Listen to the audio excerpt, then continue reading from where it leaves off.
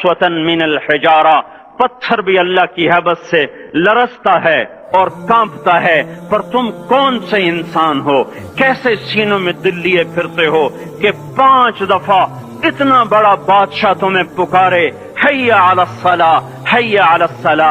एक थानेदार पुकारे गुलिस्तान कॉलोनी का कि तुम्हारा समय आ जाओ, तो सर पे पांव रख के भागे। डीसी पुकारे तो काम छोड़ के भागे, और तुम्हारा जमीन आसमान का बादशाह तुम्हें दिन में 5 दफा पुकारे और कानों पे जूं ना रेंगे, और 8वें दिन मस्जिद को आ रहे हो। क्या 8वें दिन खाना खाया है? क्या आज ही पानी पिया है? क्या आज ही चाय पी है? ये ऐसी जफा अपने आप से करते, शैतान से करते, मुल्क और माल से करते, अपनी दुकानों से करते, ये बेवफाई अल्लाह से क्यों की हुई है?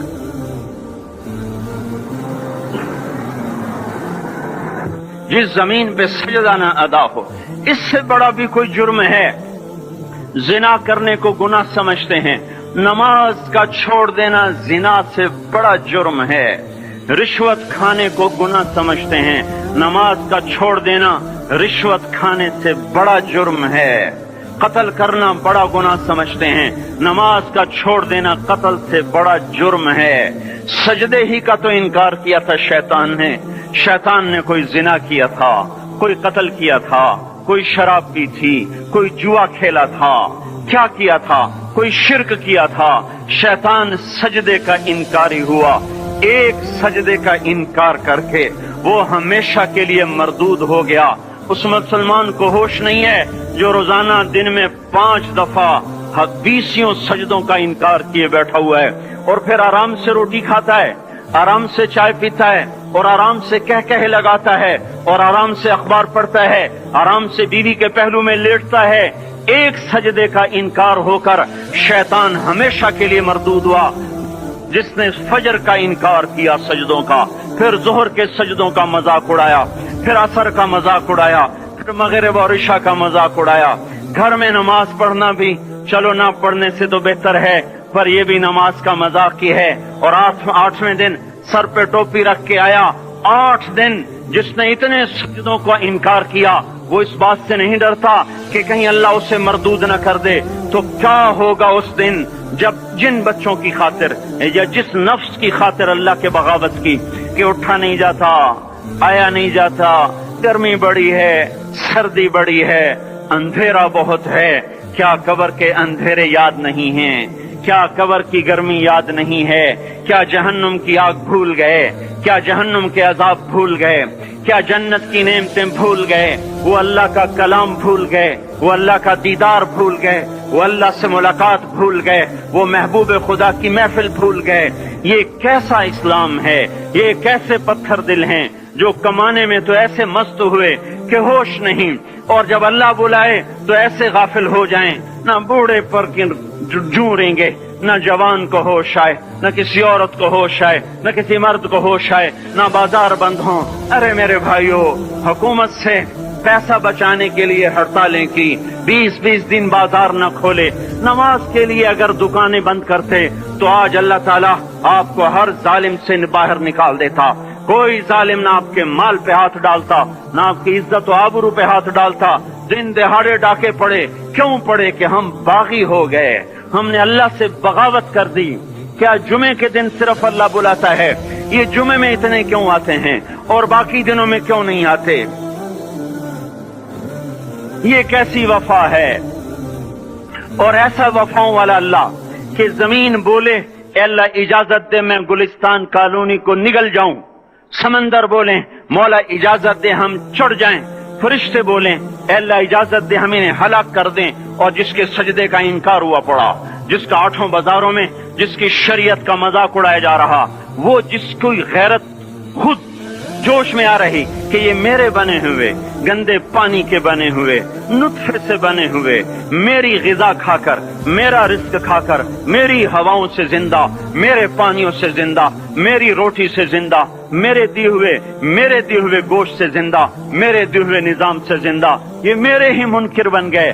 1500 रुपए का मुलाजिम आपको चाय की प्याली न दे तो आप कहते चल छुट्टी कर, हम कोई और रखेंगे। और जिसने इतना बड़ा वजूद बख्शा, आंखों में चराग जलाए, کانوں میں فون لگائے، دماغ میں برقی روئیں دوڑائیں، دل کو دھڑکایا، سارے بدن کے تک خون پہنچانے کا نظام چلایا، پھیپھڑوں کی فیکٹریاں چلائیں، رگوں میں خون پہنچایا، ہڈیوں کو غذا پہنچائی اور آنکھوں کو غذا پہنچائی، بالوں کو غذا پہنچائی، زبان کو بولنے کی طاقت دی، دانتوں کو کاٹنے کی طاقت دی، دو وہاں نالیاں لگائی، سانس کی الگ کر دی اور معدے کی الگ کر دی، اور وہاں پردہ لگایا، جو غذا منہ میں جائے تو معدہ کھل جائے اور پھیپھڑے کی طرف جانے والی نالی رک جائے۔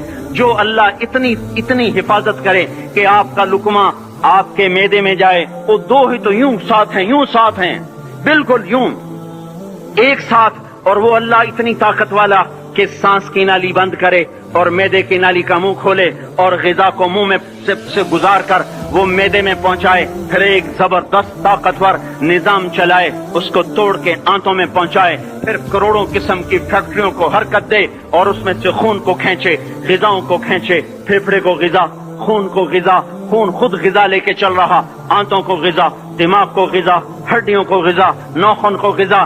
ایک ناخن کھینچ لے تو ہم کیا کریں؟ کیا میرے مولا کا نظام ہے؟ یہ ہمارا قبرستان ہے، مردہ سیل باہر نکل رہے اور ناخن کی شکل میں باہر آ رہے، پھر آگے جا کے اور سخت ہو رہے، تھوڑا سا ناخن زیادہ کٹ گیا، سارا دن سی کرتا ہے، سارا دن ہائے کرتا ہے، یہی ناخن میرا رب کھینچ لے تو ہم تو ایک ناخن کا شکر ادا نہیں کر سکتے، یہ جوڑ بنا دیے، سیدھا کر دے تو ہم اسی کا شکر ادا نہیں کر سکتے۔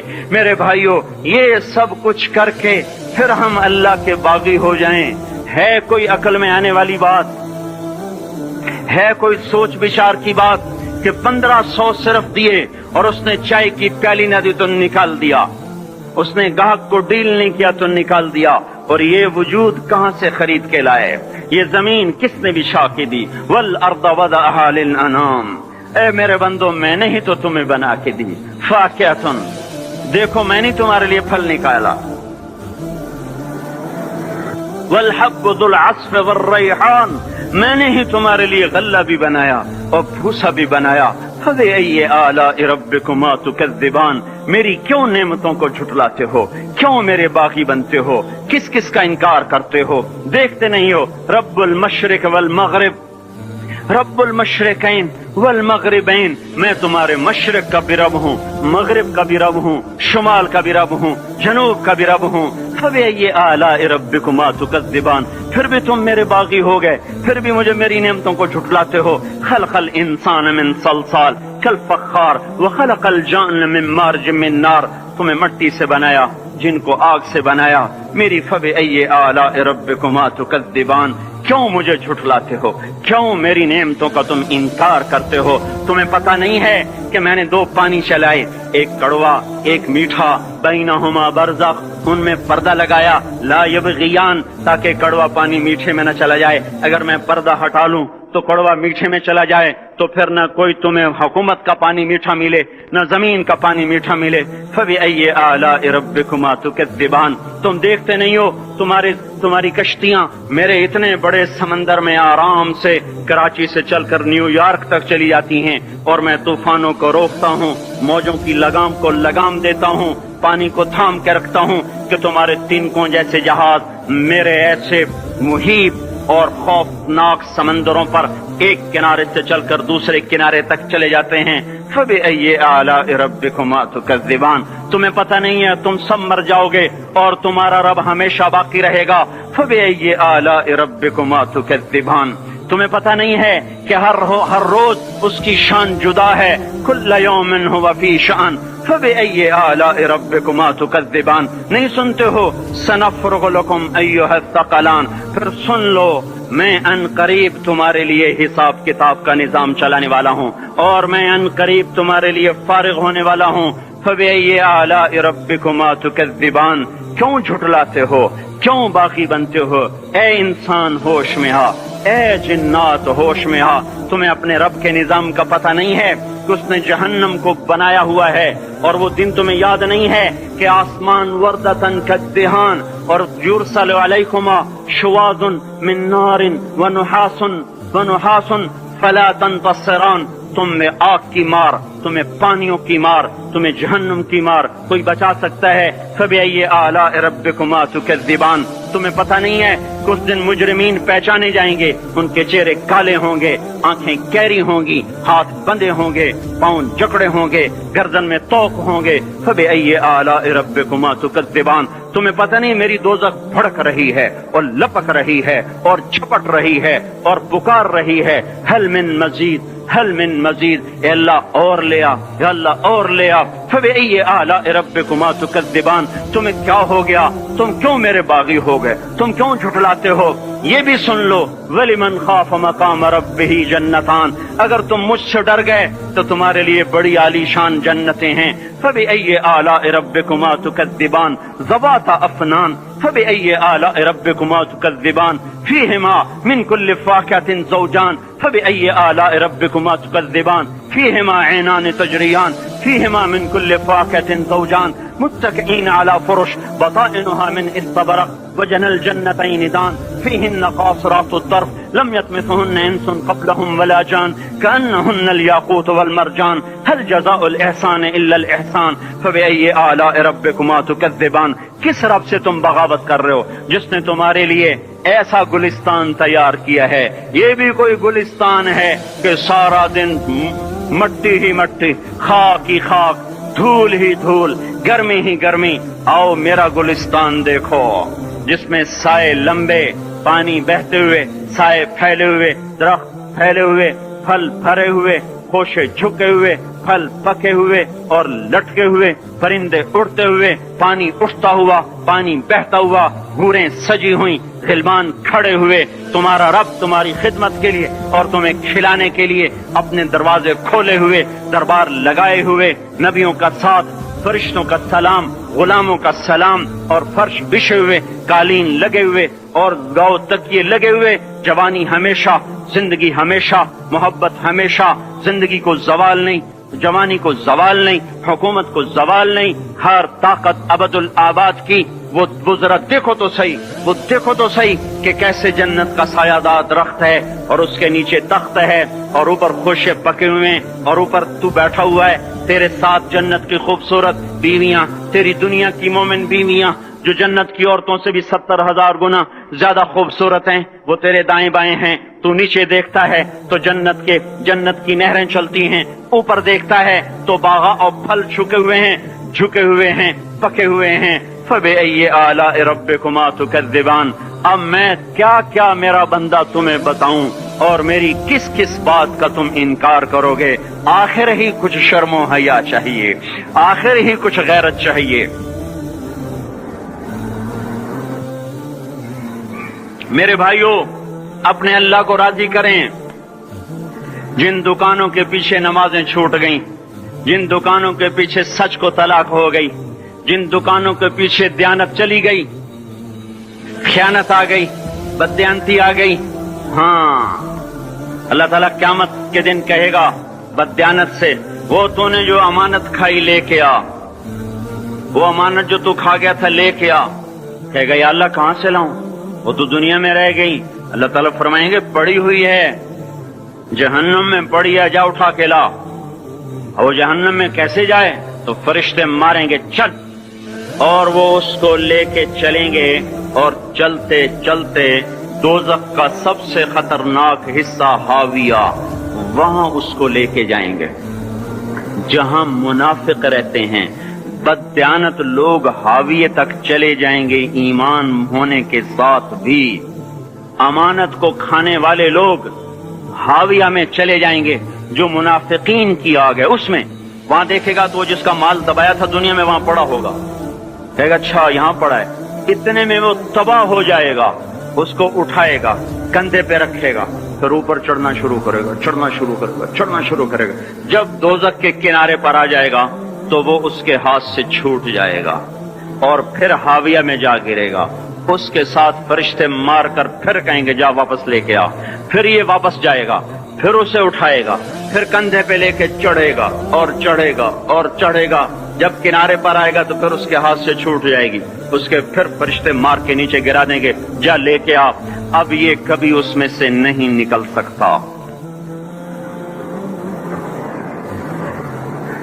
اس کمانے سے توبہ کریں، یہ کمانا جہنم میں لے جائے گا۔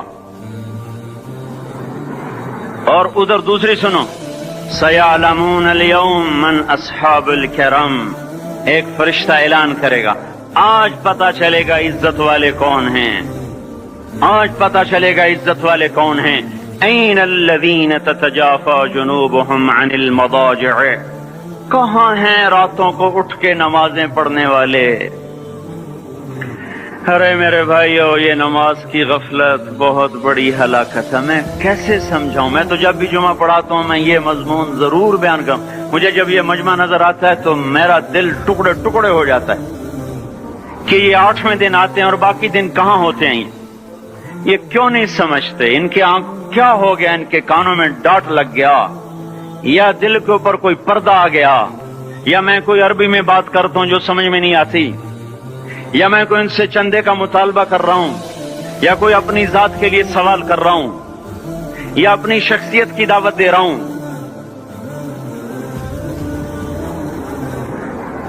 آج نماز عزت دلائے گی، سب سے پہلا اعلان ہوگا، کہاں آج پتہ چلے گا عزت والے کون ہیں، کہاں ہیں راتوں کو اٹھ کے نماز پڑھنے والے اور اللہ کے نام پہ خرچ کرنے والے۔ صرف نماز نہیں، زکوٰۃ بھی دینی پڑے گی۔ پیسہ ہے زکوٰۃ نہیں دے رہے، پیسہ ہے اللہ پہ کے نام پہ خرچ نہیں کر رہے۔ بھائیو، اللہ کے نام پہ خرچ کرنا سیکھیں، اللہ کے واسطے اپنے آپ کو سادگی پہ لائیں اور اللہ کے نام پہ لٹانا سیکھیں۔ اللہ آپ کی نسلوں کو واپس کرے گا، صرف آپ کو نہیں، آپ کی نسلوں کو واپس کرے گا۔ آپ اللہ کو قرضہ دے رہے ہیں، کسی ایسے ایرے غیر کو قرضہ نہیں دے رہے۔ یہاں مسجدیں والے چندے مانگ رہے، بھائی مسجد کو چندہ دو، مدرسوں والے چندے مانگ رہے، مدرسوں کو چندے دو۔ یہ تو مسلمان کی غیرت کے خلاف ہے کہ اللہ کے گھر میں مسجد کے لیے چندہ مانگا جائے، اور کہیں صندوقچیاں پھرا رہے، کہیں وہ جھولیاں۔ ایسی مجھے شرم آتی ہے۔ یہ کرنے والوں پر بھی میں کیا کہوں، ان کی عقلوں پہ بھی پردہ ہے کہ اللہ کے گھر میں مخلوق کے سامنے جھولی پھیلاتے ہیں، اور پھر ان مسلمانوں کی آنکھوں پر بھی پردہ ہے کہ ان کو غیرت نہیں آتی کہ مسجد کے لیے جھولی پھیلائی جا رہی ہو، اور یہ گھروں میں اچھا خاصا کھاتے پیتے ہوں اور مسجد کے لیے جھولی پھیلائی جائے اور مسجد کے لیے صندوق رکھے جائیں، اور ہر نماز کے بعد مدرسے کے لیے لوگ چندہ مانگ رہے ہوں۔ یہ ایمانی اور غیرت کے خلاف، مسلمان کی سخاوت کے خلاف ہے کہ اس طرح مسجد کے لیے جھولیاں پھریں اور مسجد کے لیے صندوق پھریں۔ ہم تو اللہ کے نام پہ بے دھڑک لگائیں۔ اقیموا الصلاۃ وآتوا الزکاۃ، اقیموا الصلاۃ وآتوا الزکاۃ 67 دفعہ یہ حکم چلا ہے، اور ہر دفعہ زکوٰۃ کے ساتھ نماز، نماز زکوٰۃ، زکوٰۃ نماز، نماز زکوٰۃ، زکوٰۃ نماز۔ نماز پڑھنے والے زیادہ ہیں نسبتاً زکوٰۃ دینے والوں سے، زکوٰۃ دینے والے تھوڑے ہیں، پیسہ جاتے ہوئے جان جاتی۔ ہمیں نہ دو، اپنے غریب رشتہ داروں کو تلاش کر کے دیں، اپنے غریب رشتہ داروں کو، اپنے غریب پڑوسیوں کو۔ آج جو صحیح دیانتدار تنخواہ دار ہے وہ بھی مستحق زکوٰۃ ہے، اگر وہ دیانتدار ہے تو۔ اگر رشوت نہیں لیتا تو آج کا ایس پی بھی مستحق زکوٰۃ ہے۔ میرا ایک دوست ایس پی کہنے لگا میں زکوٰۃ کا مستحق ہوں، حالانکہ میں ملتان کا ایس پی ہوں، کہ 15 دن میرے گھر میں کبھی سالن پکتا ہے، کبھی نہیں پکتا۔ اپنے اوپر صرف خرچ کرنا۔ بچے کو کھلونے کی خواہش تھی، 1000 روپے کے کھلونے لے کے دے دیے۔ کیا ظلم ہے یہ؟ 1000 روپے کے کھلونے بچے کو لے کے دے دیے۔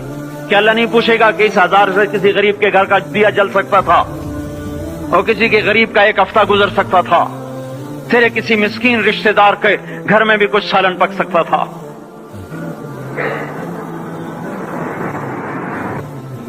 رزق دیا تو اس کا ہوش نہیں کہ اس کا حق ادا کریں، جان دی تو اس کا ہوش نہیں کہ اس کا حق ادا کریں۔ سجدہ جان کا حق ہے، اور زکوٰۃ اور صدقات یہ مال کا حق ہے۔ میں کب اپنے لیے مانگ رہا ہوں؟ میں کہہ رہا ہوں اللہ اپنے غریب رشتہ داروں کو دیں، ان کو تلاش کریں اللہ کے واسطے. اپنی بیویوں سے پوچھو سونے کی زکات دی ہے؟ دے ورنہ تو خود پکڑی جائے گی. تیرا زیور تیرے لیے گنجا سانپ بن کے تیری زبان کو ڈسے گا. ان کا میں نے تو بچیوں کے لیے سنبھال کے رکھا ہے. اس کی زکات دو پھر ٹھیک ہے, ورنہ اسم کو توڑ کے اس کی زکات دو, نہیں تو یہ مال پکڑوا دے گا قیامت کے دن. نماز نہیں چھڑا سکتی اگر زکات نہیں دی, اور زکات نہیں چھڑا سکتی اگر نماز نہیں پڑھی. مسجد بنا دی 50 لاکھ میں, اگر خود نمازی نہیں تو یہ مسجد بنانا اسے جہنم سے نہیں بچا سکتا. میرے بھائیوں, اپنی جان کا بھی صحیح استعمال کریں اور اپنے مال کا بھی صحیح استعمال کریں. ہم ایسے اندھے نہیں ہیں کہ جو بچے نے چاہا لا کے دے دیا, جو بیگم نے مانگا اٹھا کے دے دیا. نہیں, ہم پہلے دیکھیں گے. اپنے اوپر حضرت عثمان رضی اللہ عنہ کے پاس ایک سائل ہے, حضور سے مانگنے آئے. آپ نے کہا عثمان کے پاس چلے جاؤ. عثمان سے مانگنے گئے تو آگے بیوی پہ لڑ رہے. کس بات پہ؟ یوں کہہ رہے, وہ باہر چھوٹے چھوٹے گھر ہوتے تھے تو باہر آواز آ رہی. بیوی کو کہہ رہے, اللہ کی بندی, رات تو نے چراغ میں بتی موٹی ڈال دی. وہ بتی ڈالتے تھے نا اس کی روئی کی, تو تیل زیادہ جل گیا. تو یہ کہنے لگے یہ کس کنجوس کے پاس بھیج دیا؟ جو بیوی پہ لڑ رہا ہو کہ تو نے بتی موٹی ڈالی ہے تو یہ مجھے کیا دے, تو مجھے دمڑی بھی نہیں دے گا. جب ان کو باہر بلایا اور خیرات مانگی کہ وہاں سے آیا ہوں, تو انہوں نے اندر گئے اور ایک تھیلی اٹھائی. نہ پوچھا کہ کتنے چاہیے, نہ پوچھا کہ کون, 3000 درہم اٹھا کے دے دیے. وہ حیران ہو کے کہنے لگا, یار ایک بات تو بتاؤ. کیا؟ کہا یہ مجھے تو نے اتنے دے دیے کہ میری اگلی نسل کو بھی کافی ہیں, اور خود بیوی پہ تو لڑ رہا تھا کہ بتی موٹی کیوں کر دی. کہنے لگے وہ اپنی ذات پہ خرچ تھا, وہ پھونک پھونک کے کرنا ہے. یہ اللہ کو دے رہا ہوں جتنا مرضی دے دوں, یہ تجھے تھوڑا دے, اللہ کو دے رہا ہوں. تو اپنی جان کو بھی لگائیں اللہ پر اور اپنے مال کو بھی لگائیں اللہ پر. اور میرے بھائیوں, اپنی کمائیوں کو حلال پہ لائیں.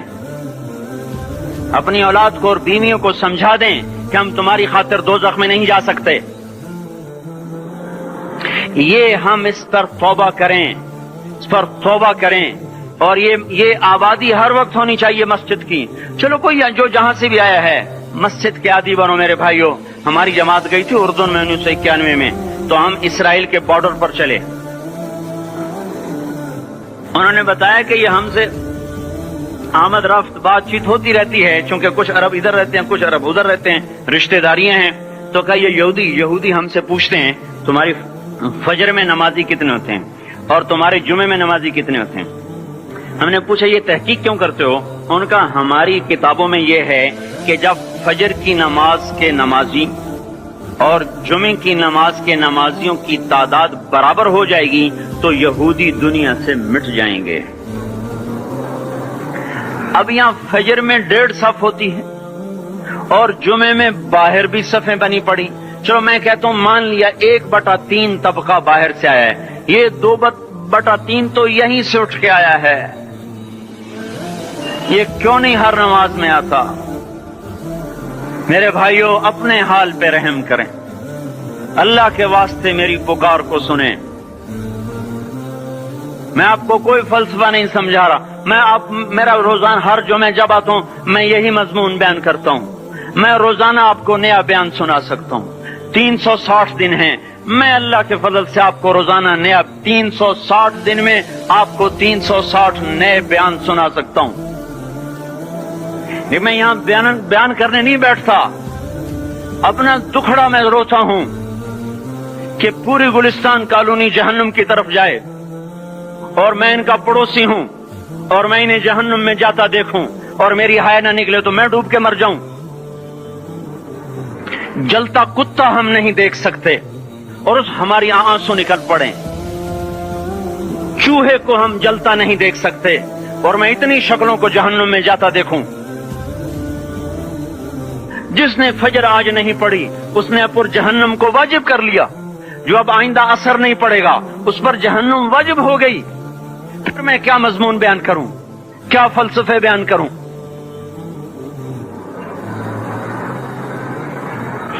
اس لیے میرے بھائیوں, اپنی ذات پہ رحم کریں, اپنے بچوں پہ رحم کریں, اپنے گھر والوں پہ رحم کریں. مسجد کی دوڑ لگائیں, اپنے مال کو اللہ کے نام پہ خرچ فرمائیں تاکہ یہاں بھی جہان بنے اور وہ بھی جہان بنے. کیا زندگی ہے، چلتے چلتے سانس نکل جاتا ہے، پھر یوں مٹ جاتے ہیں جیسے دنیا میں کبھی آئے نہ تھے. پوتے پوچھتے ہیں ابا دادا کی قبر کہاں ہے؟ ابا کہتے ہیں بیٹا یہیں کہیں مل گئی، پتہ نہیں کہاں ہے. آج تو اگلی نسل دادے کی قبر نہیں دیکھ سکتی. ہم اس دنیا کی خاطر اللہ کے باغی ہو جائیں.